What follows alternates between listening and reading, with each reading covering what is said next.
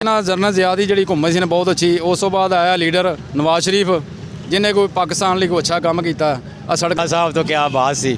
अच्छा तो आप जो उनसे नवाज शरीफ साहब हैं, जितना अरसा भी रहे हैं ना, अच्छा काम रहा है। अस्सलाम वालेकुम नादरीन, मैं आपका मेज़बान सरदार जवेद अशरफ। किसका दौरे हुकूमत अच्छा था, कौन सा सियासतदान था तो मुल्क में महंगाई कम थी?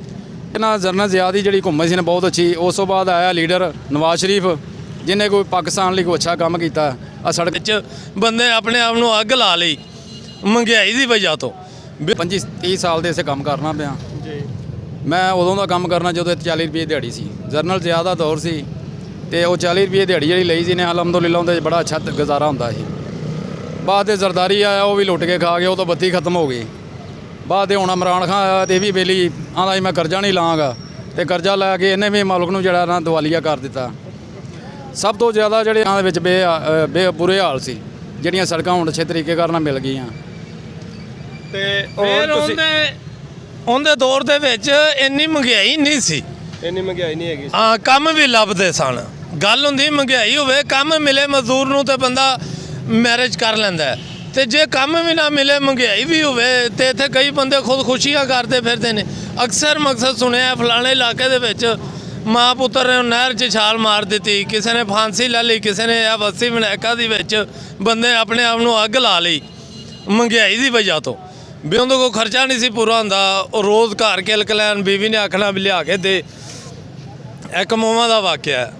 ਕਿੰਨੇ ਦਿਨ ਪਹਿਲੋਂ ਦਾ ਵਾਕਿਆ? ਇਹ ਕੋਈ 2-2.5 ਮਹੀਨੇ ਪਹਿਲੇ ਦਾ ਵਾਕਿਆ। 2-2.5 ਮਹੀਨੇ ਪਹਿਲੋਂ ਹੈਗਾ। ਹਾਂ, ਭੁੱਖ ਤੋਂ ਤੰਗ ਆ ਕੇ ਉਹਨੇ ਯਾਨੀ ਕਿ ਦਿਨ ਹਾਂ ਆਪਣੇ ਆਪ ਨੂੰ ਉਹਨੇ ਅੱਗ ਲਾ ਲਿੱਤੀ। ਤੇ ਹੁਣ ਅਗਰ ਇਲੈਕਸ਼ਨ ਹੁੰਦੇ ਨੇ ਤੁਸੀਂ ਕਿਹਨੂੰ ਵੋਟ ਪਾਓਗੇ? ਉਮੀਦ ਹੈਗੀ ਹੈ ਕਿ ਪਹਿਲੇ ਨਵਾਜ਼ ਸ਼ਰੀਫ ਦੇ ਦੌਰ ਦੇ ਵਿੱਚ ਅੱਛਾ ਸੀ, ਮਕਸਦ ਮਜ਼ਦੂਰ ਆਦਮੀ ਦਾ ਸਿਲਸਿਲਾ ਅੱਛਾ ਚੱਲਦਾ ਸੀ। ਹੁਣ ਵੀ ਅਸੀਂ ਇਹਨੂੰ ਹੀ ਦਿਆਂਗੇ ਵੋਟ।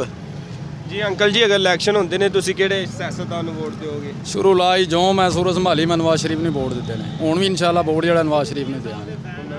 ਕਿੰਨੇ ਦਿਨਾਂ ਤੋਂ ਇੱਥੇ ਆਉਂਦੇ ਪਿਓ ਕੰਮ ਵਾਸਤੇ? ਉਹ ਸੰਭਾਲੀ ਦੇ ਅੱਡੇ 'ਚ ਹੀ ਆ ਰਹੇ ਭਾਜੀ। ਅੱਛਾ, ਕੰਮ ਮਿਲਦਾ ਪਿਆ ਜਾਂ ਕਦੇ ਕਦਾਈ ਮਿਲਦਾ? ਭਾਜੀ ਹਫਤੇ ਦੇ ਵਿੱਚ 2-4 ਦਿਹਾੜੀਆਂ ਲੱਗਦੀਆਂ ਨੇ। ਕੱਲਾ ਕਰਨ ਵਾਲਾ ਮਜ਼ਦੂਰ ਵੀ ਆ, ਅੱਛਾ ਅੱਛਾ। ਲੇਕਿਨ ਕਰਨ ਵਾਲਾ ਕੋਈ ਨਹੀਂ। ਬਕਾਇਆ ਅੱਲਾ ਦਾ ਸ਼ੁਕਰ। ਬੱਚੇ ਛੋਟੇ ਨੇ? ਹਾਂ, ਬੱਚੀਆਂ ਹੈਗੀਆਂ ਨੇ ਮੇਰੇ ਮੋਢੇ ਮੋਢੇ ਆਈਆਂ ਨੇ। ਇੱਕ ਬੱਚੀ ਐਡੀ, ਬੱਚੇ 2 ਛੋਟੇ ਨੇ। ਹੁਣ ਵੱਡੇ ਬੇਟੇ ਫੌਤ ਹੋ ਗਏ ਸੀ। ਅੱਲਾਹ ਤਾਲਾ ਉਹਨਾਂ ਨੂੰ ਜੰਨਤ 'ਚ ਜਗ੍ਹਾ ਦੇਵੇ।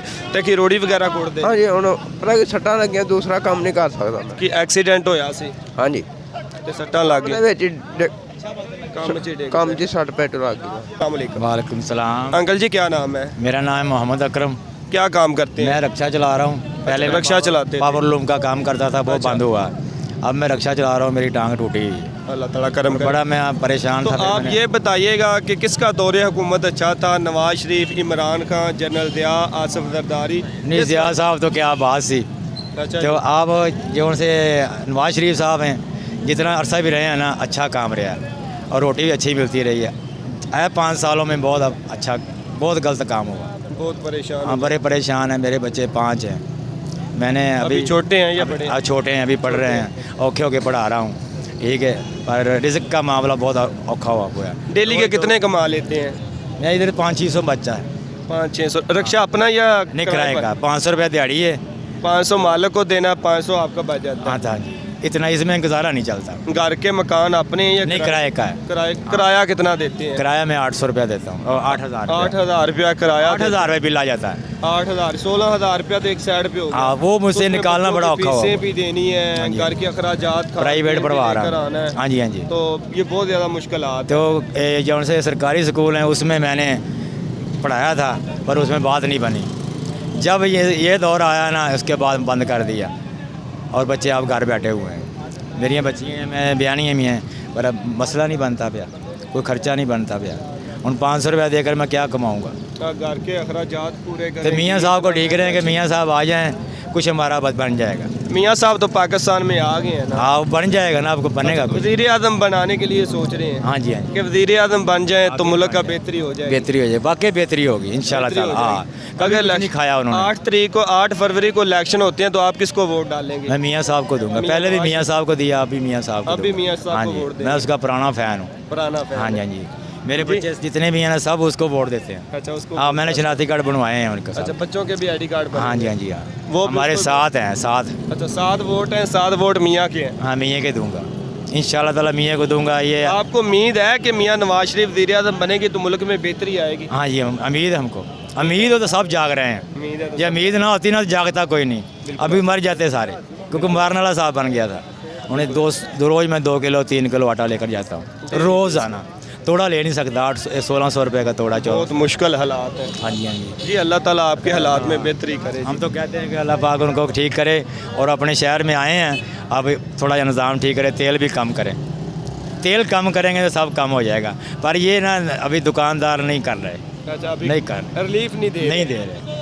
जी नादरीन, ये मेरे पास कुछ मज़दूर थे जिनका कहना है कि मियाँ नवाज शरीफ मुल्क में वापस आ चुके हैं तो वो मुल्क के हालात बेहतर कर देंगे। तो मेरे पास अंकल जी मौजूद थे, उनका कहना है कि मैं यानी कि स्टार्टिंग से मियाँ साहब का फ़ैन हूँ, तो मियाँ साहब आए हैं तो मैं मियाँ साहब से अपील करना चाहूँगा कि पेट्रोल की कीमतों को कम किया जाए ताकि जो गरीब है वो सुख का सांस ले सके। तो इसी के साथ अपने मेज़बान सरदार जवेदा शडुगर को दीजिए इजाज़त। अल्लाह निगहबान।